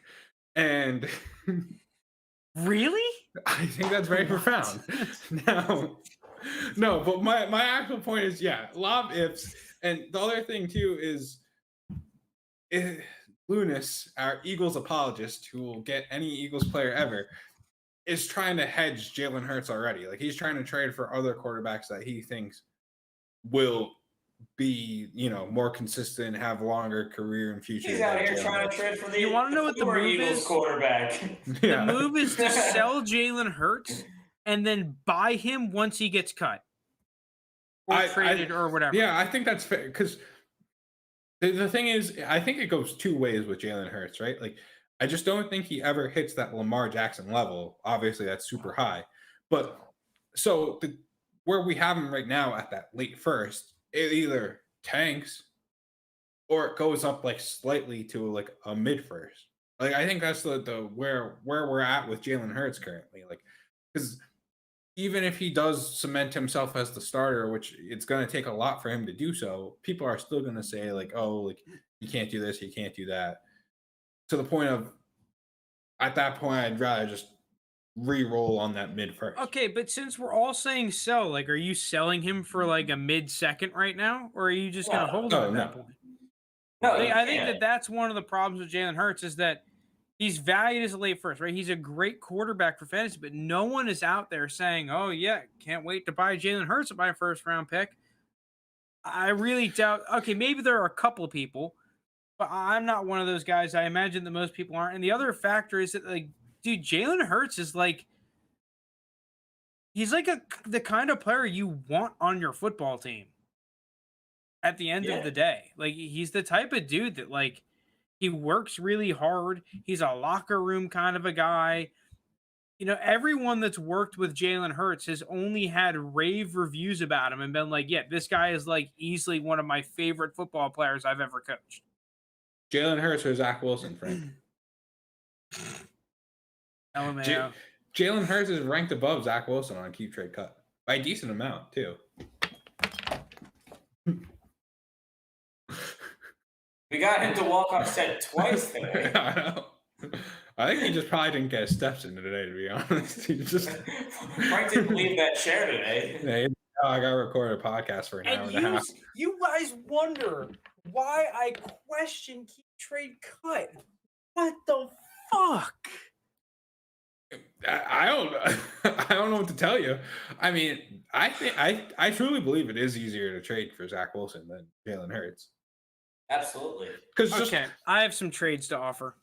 Yeah, well, go ahead. I could ramble on for a little bit while you do it, because I just think if we just take this small 7-week sample size, we've literally seen a guy finish as a quarterback 7 straight weeks, and we've seen a rookie quarterback struggle tremendously.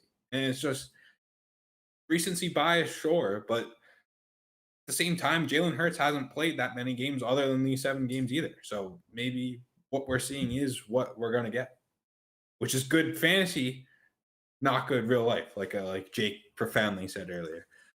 Yeah, but the problem with quarterbacks though is that oh yikes, this is the worst trade I've ever seen.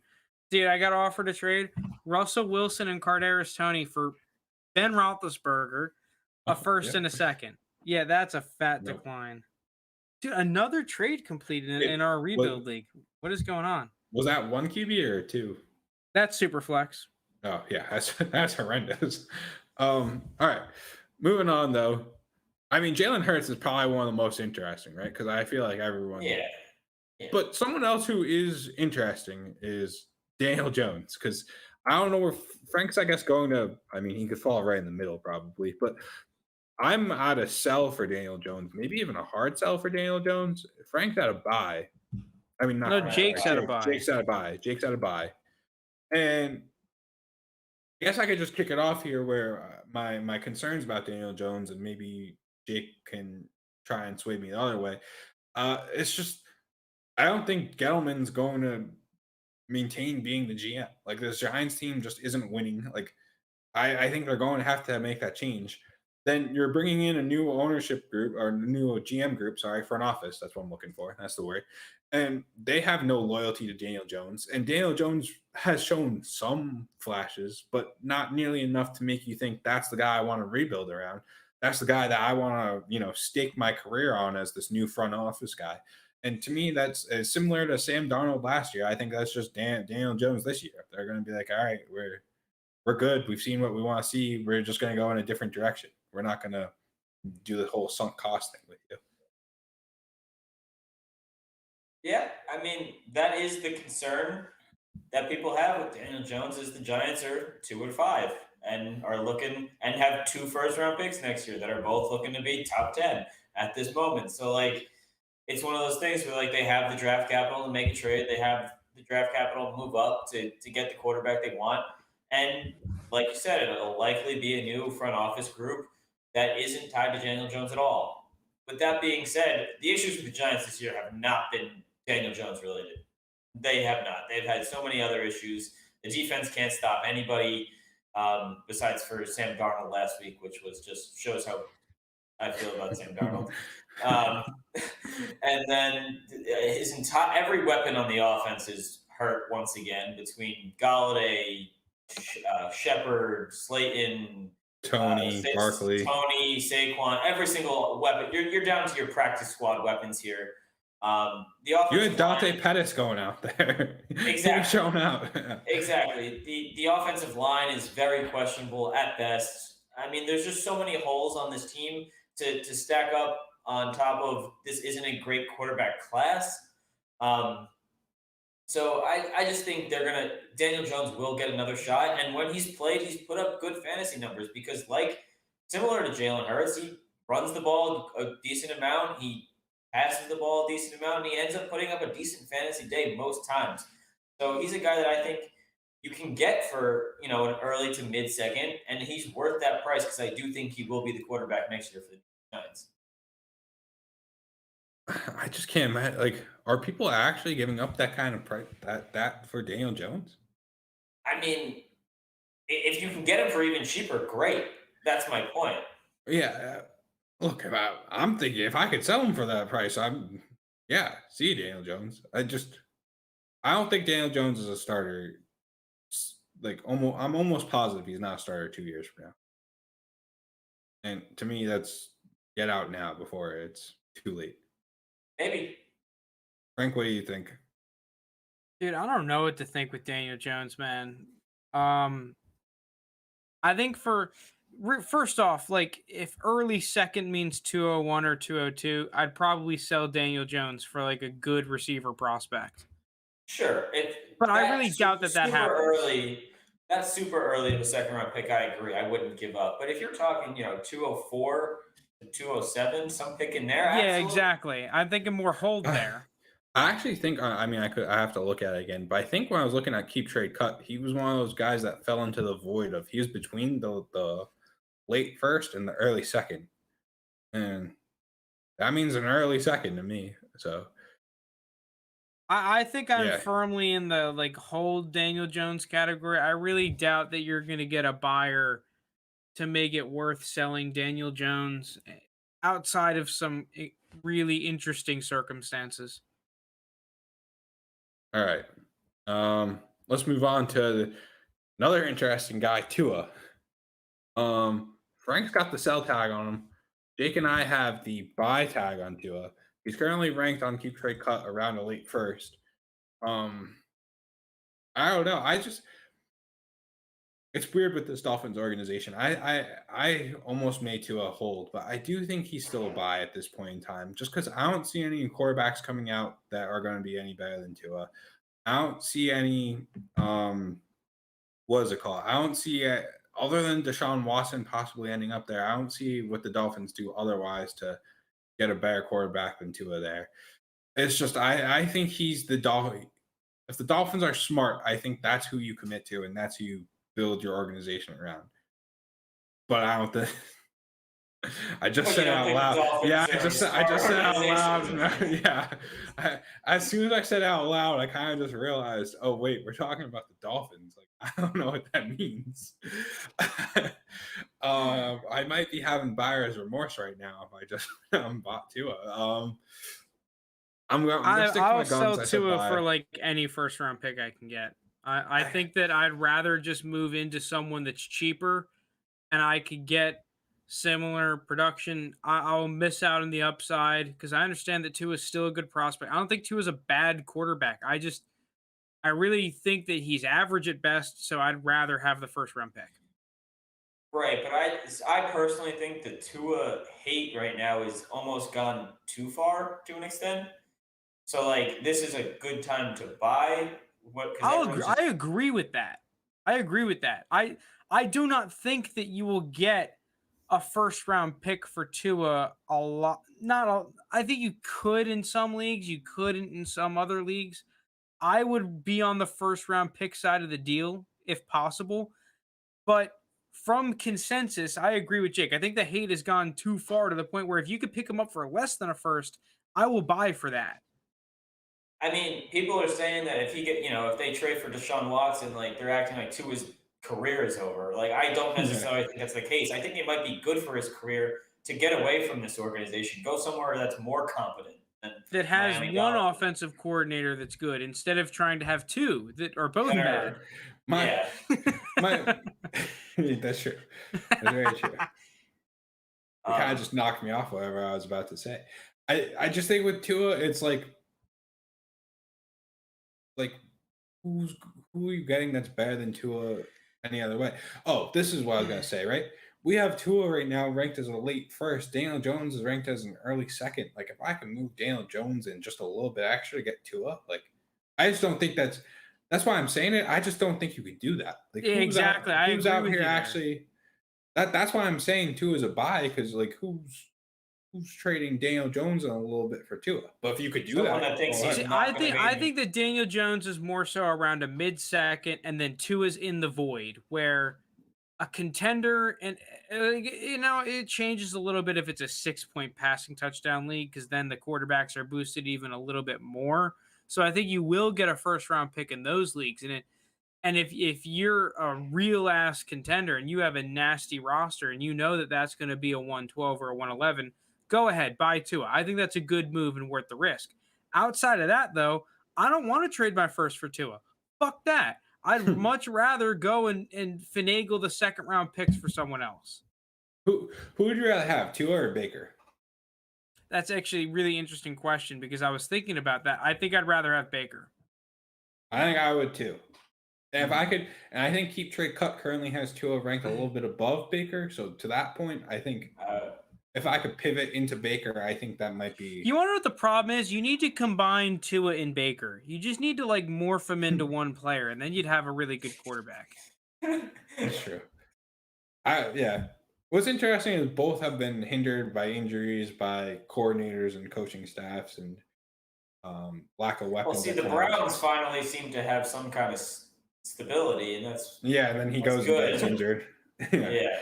So I don't know. We'll see. I personally think that if I can get a re-roll on Tua and get something similar to what I spent on him in draft capital, I would take the re-roll.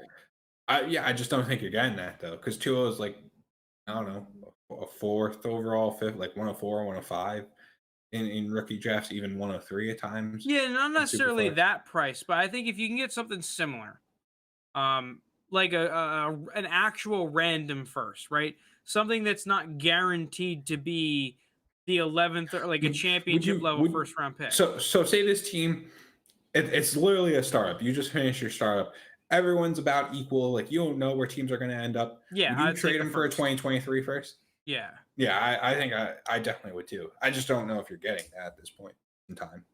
I think it's league dependent. I think in some leagues you could get a pretty random ass first, and others you're not going to be able to. It really depends on if your league has two apologists or not. Two, Jake's one of those. Me, to some extent, I might be too, but the dude finally is healthy and he's putting up big games left and right. Albeit the Dolphins are losing games, but it's not all his fault. It's definitely not all his fault. All right, let's move on to Matt Ryan. Currently a late second on keep trade cut. Frank's got buy. Jake's got to sell hard. I've got to sell. I don't know. Like Kyle Pitts, Calvin really kind of have made him look a little bit better the past few weeks. I think he's actually start this week on my start. I'm sitting. I might have to look again. He's another one though that like I think this could be his last season. I don't know about. I guess Frank doesn't think that if you're spending a late second for him, Frank. No, I don't think that this is the last season of Matt Ryan. I think that the last couple of games he's actually played really well. I really don't think it'll be in Atlanta, but I'm not gonna act like I know what the hell is gonna go on with Matt Ryan. As of right now, if I'm a contender, I would like to spend a second round, that late second round pick on Matt Ryan. I think it's a realistic deal to get done. Like you're saying with Goff, like, oh, he's worth a late second. Most leagues, I do not think you'll be able to pick up Goff for a late second, whereas Matt Ryan, you could pick up for a late second. That's someone that I would be willing to pick up as a contender to play for me this year and then possibly give me some upside of a couple of years down the road as well. I just think he's done. Yeah. I just think we're just kind of we're kind of said. I think he's just a guy that, like Frank said, I think it's realistic. You can get a contender second for and get the deal done pretty easily. But he's just a guy that, similar to like Big Ben, I just don't see. I think this is very close. I will say Matt Ryan, I think, will at least be productive this year, and Big Ben, he's just not currently, and I just don't really see that changing. So I could see that's why we took Big Ben off this, because he just whatever on him. But Matt Ryan, I could see that, but he's kind of in the same realm as this guy that I think will transition to, where it's like I think you've probably had him for a while at this point, and they're probably just going to end up like retiring on your roster, which I think you have come to terms with. And the other guy that I'm referencing is Tom Brady, who's actually currently rated as a late first. And I have a sell, Frank has a hold, Jake has a sell. In reality, I think it's probably a hold, like, because I'm assuming the reason you still have Brady is he's a contender. But I don't know. Like you said, I'd rather just let Brady ride out. Yeah, he's just gonna end up. If Brady's playing, I want him on my team. Therefore, I'm holding. Yeah. I could go ahead and try to sell him right now, thinking that he'll retire next year. I don't know what the fuck is going to happen with Tom Brady. And I also just don't think that many people are going to be giving up a first round pick for him. Maybe. I don't really know. I have not seen that trade happen. To be honest, I don't think I've seen Brady get traded in like any of my leagues anytime recently. I think everyone is kind of firm holding him for right now. He's putting up great numbers. He's in a sick offense. And you're probably just not going to get an offer that's worth moving him. We had Lounis in chat. Also, I just checked. He of course he mentioned that Kadarius Toney will save Daniel Jones's career the way Odell did Eli. Even when he's not on the episode, he's still getting some Toney talking. He also said that Tua has a higher upside, but Baker he feels safer with, and that the contract is going to play a big factor. And it's hard to trade. Yeah. All right. That's updates with Lounis. We got the contract is going to be hard to trade with Matt Ryan. He's saying. Oh, okay. Yeah. Matt Ryan, he's just going to get released. Yeah. Yeah, I think that if you're not committed to Matt Ryan, you think he sucks. Yeah, you're just gonna eat the dead cap a year and cut him. I mean, it's also like a certain, like, it's a kind of a respect thing too. He spent the whole time there. You're not going to send him to a team he doesn't want to go to. Like, how does that work with who's paying for? Like, do the NFL teams have a say in how much that they pay for a specific contract? Like, is that a negotiable part of a trade, or is that set by the trade itself or by the contract itself? So, like Zach Ertz just got traded, I'm pretty sure, and I think the Eagles are taking part of his salary. Yeah, how does that work? When they say that basically all the dead cap still goes to the Eagles, but no, I understand that. Straight up, they're just paying the contract for him and taking him off the roster. But that's negotiated in the trade. That's not something that's set. Okay, interesting. I didn't know that. Sam Darnold, we're all selling him. Selling him really Two hard. of us me and Jake are selling him for the dirty shoelace. I was just too lazy to sell for those shoelace, but I'm in. Okay, so we're all selling him for the dirty shoelace at an early second. I think people got fooled by his first few games against really easy defenses. I don't think any of us really did here, but just super easy defenses. Obviously, CMC being out shows kind of like he can't dump it off as much. There's not as much dynamic playmaking abilities. Like, but the thing is, you still have 4 solid receiving options on the team, and you're putting up duds against the Giants. Like, while the Giants have an okay defense, it's not like a world-beating defense that you're struggling. And I tweeted out that it's funny how all of Twitter has been in consensus that the Sam Darnold move is just, it was a disaster at the start. It still is a disaster, and if they stick with him, it is going to continue being a disaster. It is like the one take that I have seen unanimous across every account, right? Like, yeah. Everyone saw it coming. If you're gonna spend the top draft capital in a second round pick on Sam Darnold, why not just hold that second round pick and actually go for it with the first for a quarterback? I don't know. I guess you could say, oh, we tried with our second round pick. It was a failed investment. I mean, this has to be their mentality now, otherwise they're screwed. They just have to be like, oh, we gave up a second for the potential of Sam Darnold being really good. It didn't work out. We have to move on now. I don't hate the NFL trade as much. I don't want to invest in him in fantasy though. Like, I think that's no more way. If you're giving up, because I saw Sam Darnold get traded for multiple seconds. We traded him in our league to be fair, a complete freaking taco for a first. I hope he doesn't listen. That's mean. Oh, dude, listen, bro, if you're buying Sam Darnold for a first, that's a taco ass move. I'm sorry. Someone in our home league did it. I mean, you got a second. It was a pick swap, but yeah. Yeah, pick swap's different. First round pick straight up. You got a hard shell on, dude. Yeah, I think a fantasy trade is where I'm like, dude, not having it for Sam Darnold. I was just staying away. I will gladly watch from the sidelines. Yeah. I don't think anyone else has anything else to say. And now I'll take him for a shoelace. Well, now something to ponder though is how many times have you seen a quarterback fail on 2 separate teams and then end up being good? It's just not. It's not a thing. Like, he's done. Sorry, Sam Darnold. Hope you're not listening. Sam Bradford? Is Sam Bradford? No, I said Sam Darnold. Oh, but did he fail on multiple teams? Like he was definitely better than whatever Sam Darnold's been so far. I don't think we've seen a Sam Darnold season that days. All right. Interesting one again, Carson Wentz.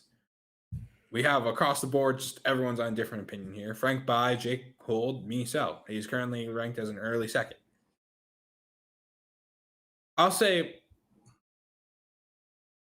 if we're saying Daniel Jones is ranked the same as Carson Wentz, then I'll completely flip my opinion and say buy. Like, if you're telling me I could trade Daniel Jones, even a little bit on top of it, for Carson Wentz, I'll go out and get Carson Wentz because I have way more confidence in Carson Wentz than a few of those players at that kind of price point.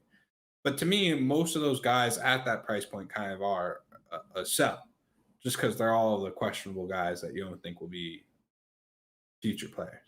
But if I'm looking to pivot off certain guys, namely Daniel Jones, if I don't really like Tua and I could get a little bit on top of Carson Wentz, those are trades that I consider doing. Like Carson Wentz, the Colts, as long as he plays 75% of the snaps, they're not going to have their first round pick this year.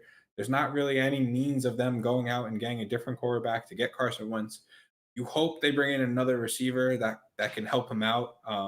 Because Pittman, I think we'll get into him in a different episode probably, but I think Pittman's a solid sell. Paris Campbell's always hurt. T.Y. Hilton's old and also gets hurt. There's not a lot of like passing weapons for Carson Wentz. And so, a second round pick on a wide receiver in this class that we think is deep, it's pretty solid if you ask me, especially for this well-rounded team. There's also some free agency. Like, I don't know, like Juju or any of those other guys would end up in Indy, but it's a solid team. It's an attractive team for free agents to go to, not necessarily quarterbacks, especially because there aren't that many that are likely switching teams. I don't know. I think I might have just convinced myself into a hold Carson Wentz. I am of the opinion that if you look at these Colts games, and I am someone who has put money on the Colts in multiple weeks and lost it, sadly. But I really don't think the problems with the Colts are Carson Wentz. There were some choice words for Rodrigo Blankenship after the Ravens game. Oh, yeah. Well, I'm sorry. You have 2 field goals to win the game within 50 yards in the NFL, and you don't win. Like, what the fuck are you doing? Poor goggles. But I think Carson Wentz has played really well. Similar to Daniel Jones, it's just I think that Carson Wentz is just more talented than Daniel Jones. The only problem I have with Carson Wentz is like, dude, I feel like he's lost that Chad atmosphere, that alpha energy about him. The backwards hat. And it's like, dude, the first thing I like here's the one problem I have with Carson Wentz. And this is the reason why I don't think he's a major buy. I think he's only kind of a minor buy, and it really does depend on the price that you get. It's like, if you were to ask me what it takes for Carson Wentz to succeed, my first answer might be to get him a pacifier. Like that's the problem.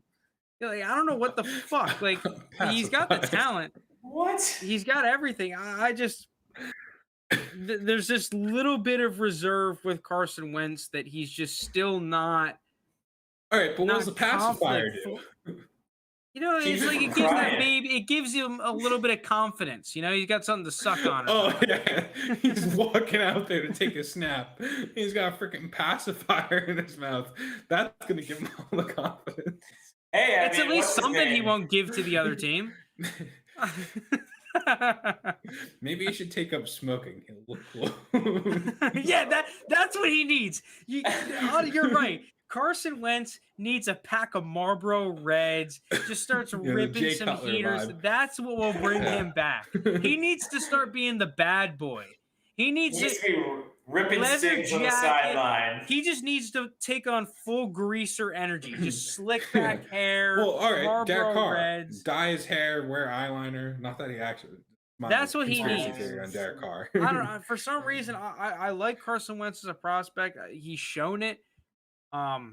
He has that high-end draft capital. To me, if there's anyone that's going to turn it around, like Carson Wentz should be able to fit the bill. He just needs to stop the weird shit, man. Like you look at half of his turnover.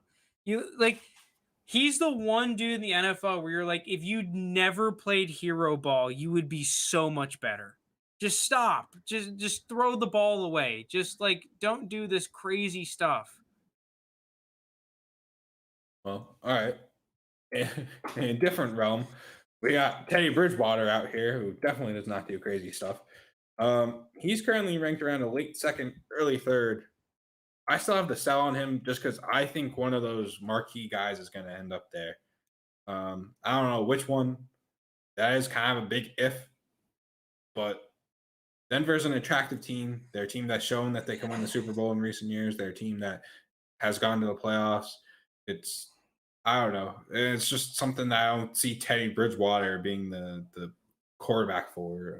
He's just a guy that was brought in to be the bridge quarterback. So if you could sell him out before he's the backup quarterback, I think it's just a smart play.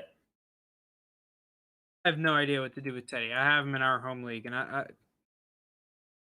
sell him. Like, if you could get a late second, I fucking commend you, because I really doubt that you're getting a second round pick for Teddy Bridgewater at this point. I've tried. It depends on. I've noticed in like each league, the different leagues that we're in, quarterbacks are valued like drastically different. Significantly different, yeah. So I'm sure there are definitely leagues where you could get late seconds for Teddy, especially people that have quarterbacks that went down. I don't know if Baker's technically down yet, but whatever's going on with Baker, if you had Jimmy G and you're looking to just ride out with someone else for the rest of the year. Russell Wilson. So there probably are. Like, good luck, I would say, yeah.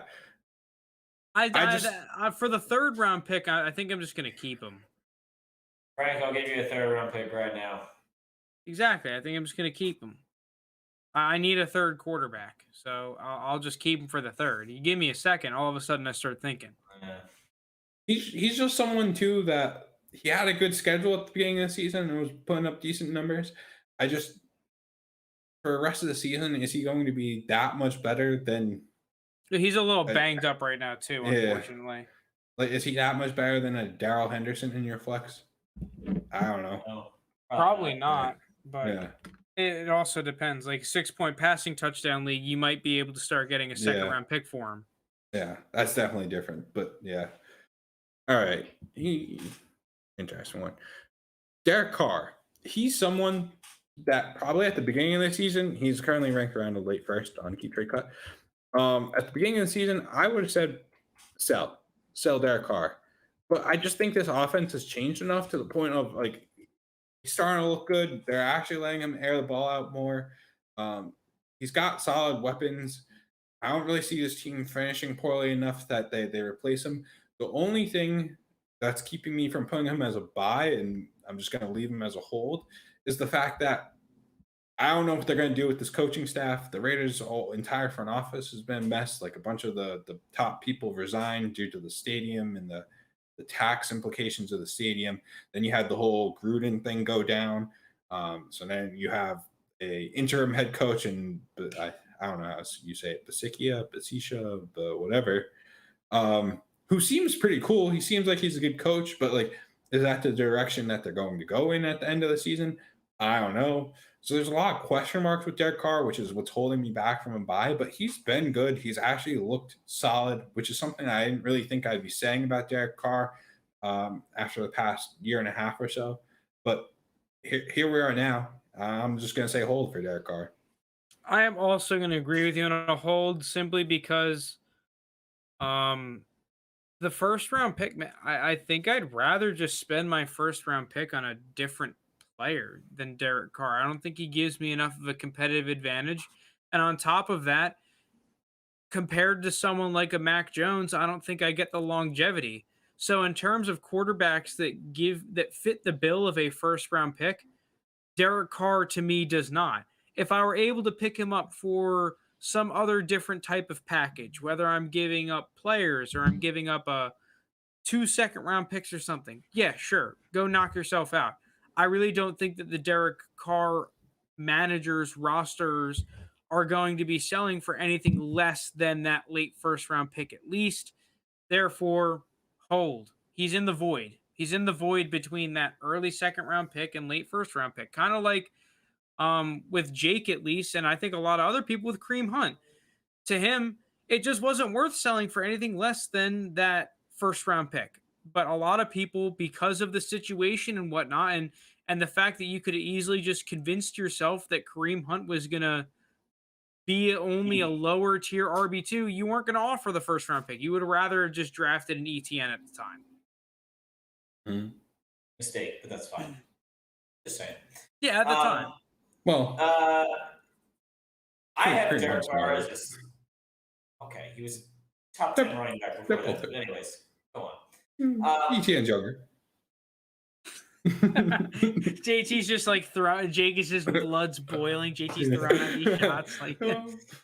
Call him back one more time. I swear to God. I was preparing for it. I was getting ready.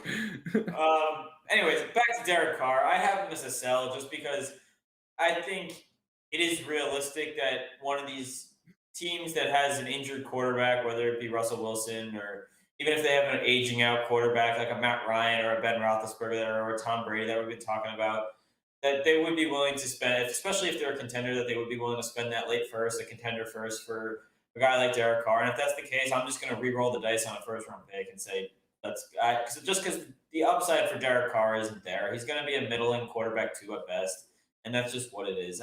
He's looked better than I thought he would, but as JT said, there's just so much going on in Vegas right now that I'd just rather re-roll on a first-round pick here. I would sell for a first. I just really have a hard time imagining that in a standard super flex league that you're going to be getting a first round pick for Derek Carr. Unless the team is really strong and desperately needs a quarterback and can't find someone better. I've seen first traded for quarterbacks worse than Derek Carr. So absolutely. Wait, like who? Let me look at who's on. I mean, I traded a first for Baker Mayfield. I don't know which one's better. Yeah, but the thing is, this is the problem with Derek Carr is that he's both not finishing as like a top 12 quarterback all that much, and you're not really necessarily expecting him to, and he doesn't have the longevity. At least Baker Mayfield, you're like, okay, well, he probably has a good career in front of him, especially considering the fact that the Browns haven't had a quarterback near Baker Mayfield's level. You can at least convince me that he's worth the first round pick because of the longevity factor. To me, right now, Derek Carr doesn't have the longevity factor, and he doesn't have that top 12 factor. So at that point, where's the first round valuation? Would you sell for one of those first, 201, 202, pushing 203 for Derek Carr?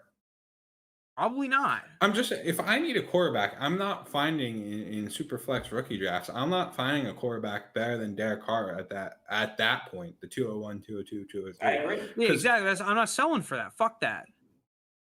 It's not worth it. Yeah. Oh, you're not selling Derek Carr for that. That's what's being asked. No. I'm probably not selling Derek Carr. I'm buying Derek Carr for that early second.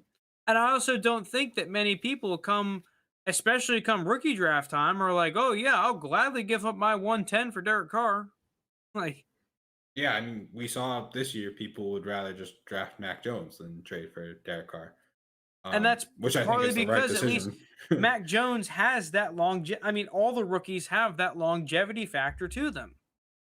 Yeah, and the shiny. They also have it's the new is always better. They also have the Josh Rosen out of the league in a year and a half factor. Yeah, but even Josh Rosen, when we saw that's an extreme circumstance where your team has to finish the worst record in the league another year in a row. You have to have a new coaching staff brought in. Like, there's a lot that, and the only team I see that happening to this year is the Jaguars. But you're going to tell me they're going to move on from? Well, yeah. The other argument too is that look at all the quarterbacks drafted in the first round. Take them all in the past 5 years. You are much more likely to have a decent quarterback than a Josh Rosen. Well, he's probably the worst. Yeah, I think he's literally the worst. Haskins might give him a run for his money, but even Haskins is still. He had apologists at least. Yeah, Haskins had apologists. Is he a practice squad guy right now, or is he actually on the roster? I think he's at the strip club right now. All right. Well, Dwayne Haskins almost made. We have an hour 48 minutes into the episode, and that's how long it took for Dwayne Haskins to catch a ricochet shot. All right. Well, I think that's a good place to end it then, though. Do you guys have anything else? Yeah, I got nothing. All right. Well, season 2, episode 12 in the books. Thank you all for listening. Please make sure to like, comment, subscribe. I don't know. Tell us what we could improve on. Be mean to Jake. Whatever. Thank you, everyone.